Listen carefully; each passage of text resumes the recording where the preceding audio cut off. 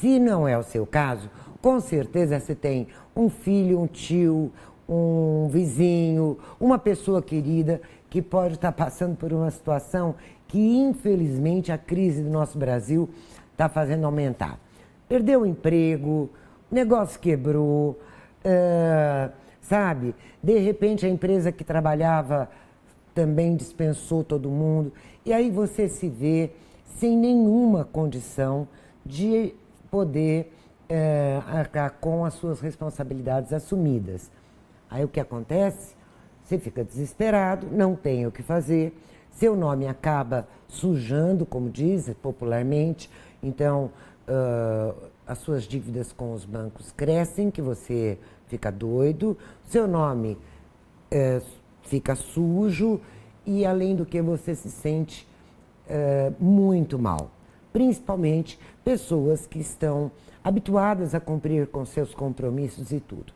Daí, e por essa situação estar abarcando tanta gente, eu convidei para vir aqui bater um papo conosco hoje a doutora Estefânia Peloso Sestari, essa moça bonita que já está aqui comigo. Obrigada. Que é uma das associadas do Brasil Salomão e Matheus, cujo nome fala por si, né, que é um escritório dos mais renomados do Brasil e que, representado hoje aqui pela Estefânia, vai nos dar aí uma orientação quanto a isso, porque a maioria das pessoas, doutora, por se ver nessa situação, acaba não sabendo por onde começar. Então, a minha primeira pergunta: quem está nessa situação, tem alguma coisa que já possa ir fazendo antes de chegar a uma solução jurídica, por exemplo? Sim, Vera, e é muito importante tentar buscar essa solução antes de deixar chegar no judiciário, né? É melhor até para as pessoas, essa solução é mais amigável com o banco, com as instituições financeiras e tem um bom resultado. Pois é. Bom, aí a gente tenta, vai lá no banco, aí o cheque especial já virou 3 meses, a dívida está impagável. Vale a pena, é verdade que vale a pena você esperar, acho que 5 anos, e que essa dívida é zerada? Então, muitas pessoas têm esse, como se diz, essa esperança. Essa esperança. Ou essa falsa informação? É, falsa informação, na verdade, em partes, porque ela não é totalmente verdade. A dívida não some, não desaparece. O que acontece? O cadastro dos órgãos de proteção, que é o Serasa, o SPC, eles ficam com o seu nome lá negativado por 5 anos, realmente. Mas a dívida não some, então você não...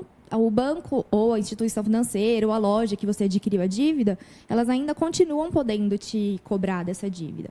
Porque, dependendo da origem dessa inadimplência, cada uma prescreve num determinado tempo. O seu nome só sai do cadastro de inadimplentes do Serasa ou SPC, mas a dívida continua existindo. Tá, a gente sabe que quando alguém quebra, quando alguém perde o emprego e está cheio de prestação para pagar, fica meio confuso, né? Então, e independente de esperar ir para o jurídico, a pessoa está tão fragilizada que ela não se sente em condição de ir lá negociar sem ter uma contrapartida. Como é que ela vai lá negociar se ela está sem emprego? Se ela não pode prometer um pagamento que ela não vai cumprir? Nesses casos, um advogado já pode ser inserido, já deve ser inserido, ou tem que se esperar ter um dinheiro para ir lá falar, ó, eu quero pagar? Não, você pode procurar o advogado desde o início para começar essa negociação com o banco, com a instituição. Ou mesmo com a loja, né? Mesmo com a loja, isso. Começar essa negociação com o intermédio de um advogado é sempre bom, porque a gente sabe, começa a gerar uma bola de neve de juros, é juros em cima de juros, e aí tem E quem vai orientar a gente ou brigar com a instituição, o advogado sabe qual é o limite dentro da lei, né? Sim, sim. Tem algumas questões que precisam ser observadas. Até porque é muito comum, quando é dívida com instituição financeira, com banco, começar aquelas ligações de cobrança, que enlouquecem qualquer um, né? Enlouquece. Ainda mais quem já está nessa situação de não pagar porque não tem como. E até para essa cobrança, tem que ter limites, tem regras, né? Ah, é? Sim. E quais são essas regras, doutora? O inadimplente, a pessoa inadimplente, ela não pode nunca ser exposta ao ridículo, ser ameaçada, ser constrangida nessas ligações. Então, eles têm sempre que respeitar os limites. E outra coisa também que é muito interessante, que eles acabam ligando qualquer hora do dia, né? É isso que eu ia falar. E também, assim, 10 vezes por dia. 10 vezes por dia, sim. Mas como é que a gente pode evitar isso, doutora? Então, eles têm que ligar, que a gente diz de sol a sol, né? Das 8 da manhã às 8 da noite, nos dias de semana. E no sábado, das 8 da manhã às 14 horas. Domingos e feriados, essa ligação não deve correr. Então, quando acontecer, vocês podem gravar, que a gente pode depois tomar uma providência. Ah, isso que eu ia perguntar. Sim. E se ligar 10 vezes no mesmo dia? Você pode pedir para parar essas ligações. Mas e se não parar? Aí a gente tem que tomar Tem algumas que outras gravar providências. também. Sim, pode procurar os órgãos de proteção ao consumidor e até, num caso mais extremo, o juizado das pequenas causas, que é o que dizem, o juizado especial. E você pode escolher, o devedor ele pode escolher a maneira de ser cobrado. Ele não precisa ficar recebendo essas ligações. Você Mas pode como informar. é que ele faz? Então, você pode informar numa dessas ligações, falar, olha, eu gostaria que fosse notificado por e-mail ou por correspondência, via correio, essas coisas. Se não surtir efeito, eles continuarem com as ligações, a gente aconselha entrar no site do credor. Sempre tem aquele Fale Conosco. Fale conosco, ouvidoria. Isso, tentar formalizar essa questão. Falar, olha, eu já pedi para ou pararem de me ligar no horário de trabalho, que é de tal hora, tal hora. Documentar isso, né? Documentar. Aí, como eu falei, se nem assim surtir efeitos também, aí a gente procura também mais uma vez o judiciário, que é uma boa alternativa. E você sabe, Estefânia, eu acho que é o caso de muita gente. Eu não sabia que isso era proibido, porque a gente vê acontecer, porque, como eu disse no começo da nossa entrevista, quem é que não tem alguém na família, por perto, ou que não está a própria pessoa... Hoje em dia, no cenário do Brasil, passando muito por essa comum, situação. Sim. E, inclusive, eu estou falando e dizendo assim, a gente não imaginava, porque eu tive um problema muito sério com uma empresa de telefonia por desacordo com as contas, que eles viviam embutindo coisas na minha conta. Aí, cada vez que eu ligava e reclamava, vinha um protocolo, isso virou uma bola de neve e eles começaram realmente a me perturbar muito. Realmente. Sabe, muito assim, frequentemente. E eu não sabia que eu podia estar me defendendo dessa Sim, tem como agressão. fazer essas solicitações. Realmente é uma agressão, porque eles são treinados justamente para deixar o consumidor louco a ponto de fazer um pagamento ou de até se comprometer com uma nova dívida, de uma renegociação, né? Por falar em renegociação, Estefânia, existe muita diferença, ou quais são as diferenças possíveis de uma renegociação, principalmente com bancos, cheque especial, cartão de crédito, essas coisas, entre eu tentar fazer essa negociação ou fazer essa negociação com o advogado? Por que dizem que é diferente, que é muito melhor? Bom, a gente auxilia porque tem algumas questões, que nem o contrato do banco, por exemplo. O contrato geralmente é um contrato de adesão, que não foi muito discutido, é aquilo, ou o consumidor aceita ou não o que está ali. E tem um monte de letrinha também que você acaba dizendo, eu preciso... Sim, então geralmente o que está contratado ali pode conter ilegalidades, pode conter abusividades, e eu acho que a conversa de um advogado do inadimplente, da pessoa inadimplente com a instituição financeira pode auxiliar nisso, porque a gente já sabe mais ou menos o que é de ilegal que está sendo cobrado, o que foi contratado, que poderia sair do contrato, poderia diminuir um certo valor de juros. Tipo assim, se eu tiver, eu, consumidora, negociando, eu vou ter um desconto pequeno. Sim. Se for uma pessoa que já conheça as regras do jogo, isso pode cair bastante? Pode diminuir bastante. E até na via judicial, né? Se não conseguir por meio de negociação, acordo amigável, até na via judicial, geralmente tem as chamadas ações revisionais, né? Que a gente pede a revisão desse contrato. Entendi. Que é o que foi contratado, pra discutir o que foi absurdo. O que foi absurdo. O que foi abusivo, o que foi abusivo assim. pelo banco. E é muito comum, porque o consumidor ele não tem o entendimento, né? Ele não sabe o que ele está assinando ali, não se aquilo mesmo. Pode ser cobrado, se não pode. E hoje a justiça leva isso em consideração? Leva em consideração, sim. Eles não falam, olha, você não tem mais uma dívida, não pague nada. Mas eles reduzem esses valores exorbitantes, eles descontam as ilegalidades, juros em cima de juros. Ó, gente, isso é uma coisa legal da gente prestar atenção, porque a maioria de nós que as pessoas, na sua maioria, são bons pagadores, né? Nós temos aqueles que não, mas a maioria, graças a Deus, somos seres trabalhadores e bons pagadores. Mas se tem uma coisa que a gente tem que prestar atenção, é que às vezes você acha que porque assinou um contrato você tem que engolir tudo assim na marra. O que eu estou entendendo, Estefânia, é exatamente isso, que se alguém for negociar isso, não é porque eu assinei e não prestei atenção que eu não posso ser defendida. Se você comprovar que teve abusividade ou ilegalidade, o judiciário ele consegue diminuir a sua dívida, voltar. Uma coisa muito importante, que quando, que nem eu falei dessas ligações, né? Quando elas começam, eles passam um valor meio estimado. Eles falam, olha, Vera, você está devendo 10 mil reais. Você não sabe de onde veio, sendo que você pegou só 2 mil reais. Então, o legal é você sempre saber, falar, olha, então, de onde veio? Me manda memória de cálculo, que é um termo que a gente usa lá no judiciário, para saber qual foi o cálculo usado pelo banco para chegar nesse valor tão alto de uma hora para outra, né? Você sabe que conversando com uma amiga esses dias, ela tava, aliás, nós estávamos juntas na hora que o telefone dela tocou, porque o filho dela tinha comprado um carro no nome dela, não tinha dado conta de pagar as prestações, e tinha ficado faltando, sei lá, 15 mil e tal. Porém, como ele parou de pagar, a dívida já estava em 50. Vai lá para as alturas, sei né? lá quanto. Aí, oferecendo para ela a quitação por 7. Sim.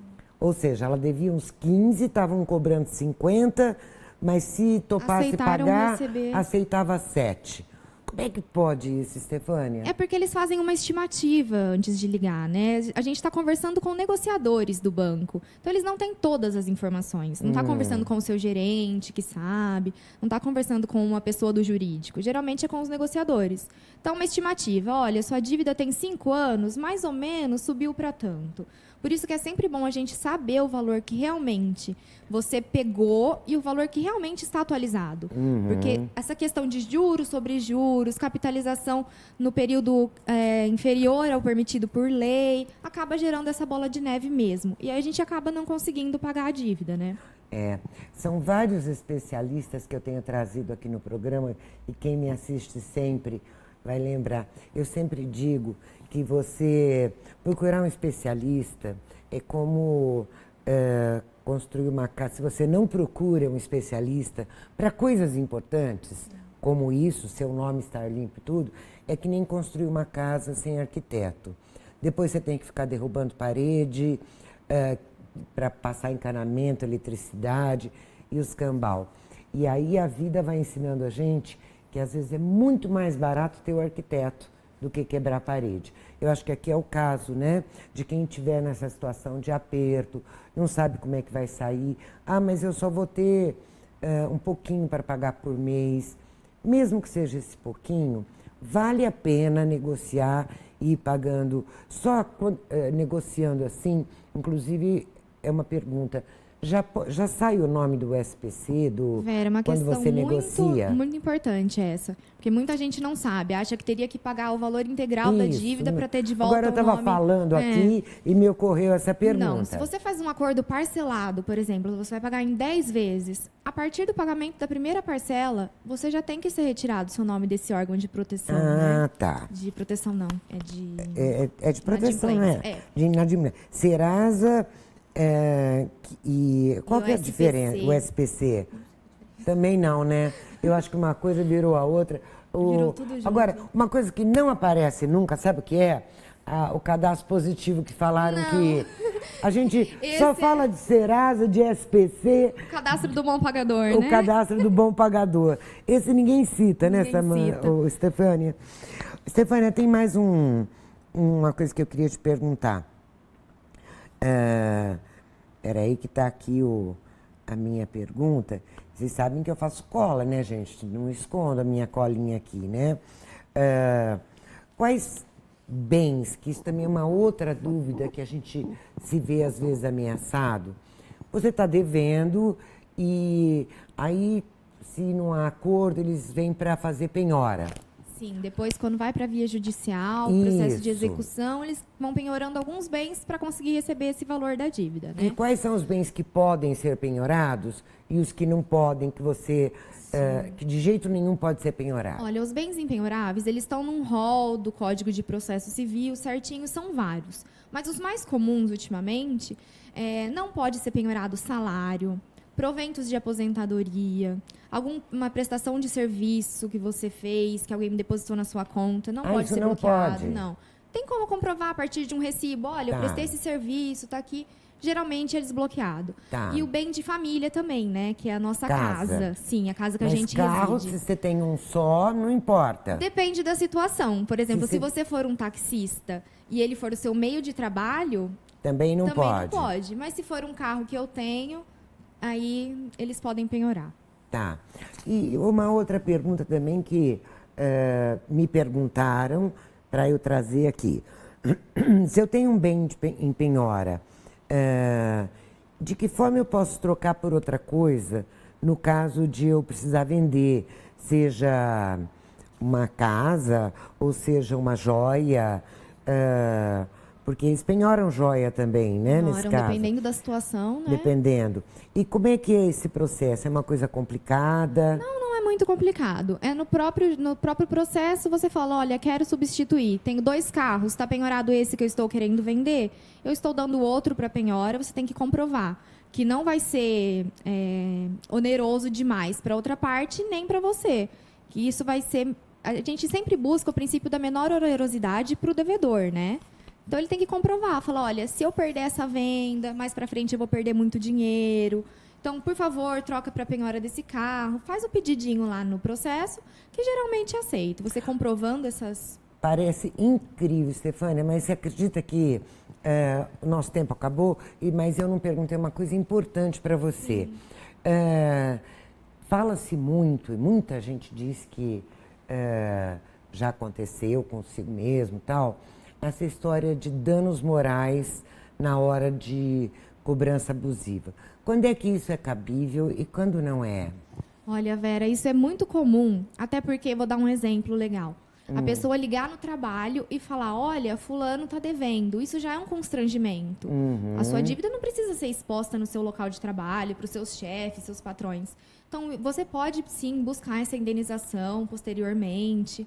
Isso tem que ser através de um advogado também. Tem que ser através também. do advogado, sim. Tá. Tem que ser no judiciário mesmo. Tá. Vera, uma dica legal que a gente não conversou é que se a pessoa oferecer para a instituição, olha, eu posso pagar R$100 por mês, e a instituição não aceitar, não pague, comece a guardar esse dinheirinho para dar até um valor como entrada mais para frente ou quitar a dívida à vista. Porque com o dinheiro em mãos, a negociação é muito mais fácil. Uma dica isso para os inadimplentes. porque às vezes a gente pensa, só tenho R$100, importante oferecer os R$100. Se não, guardar. Vai guardando, vai poupando. Faz de conta que você está pagando parcelas. Põe isso na cabeça. Vai guardando. Da hora que chegar lá mais para frente, um valor mais alto, tentar fazer uma entrada com o banco, com a loja, que é muito bom para eles que vão receber, né? Tem uma garantia. E para a gente que conseguiu quitar pelo menos uma parte. Ô, gente, vou falar uma coisa para vocês. Não sei se eu vou estar aqui para ver, né? Mas eu acho que essa moça vai ficar rica. Mas não só por causa dos clientes que ela vai ter como advogada, porque ela aplicando assim essa teoria toda, sem dúvida... É um investimento, É né? um investimento, né? Doutora Estefânia, muito obrigada por ter Obrigada aceito o nosso a você, convite. Vera. Leve o meu abraço pessoal e do Vera e você ao meu querido doutor Brasil. Pode deixar, levo tá? E a sim. toda a equipe que de vez em quando me dá o prazer de Vem comparecer aham. aqui. Muito tá obrigada, bom? foi um prazer. E obrigado pelas suas dicas. Obrigada.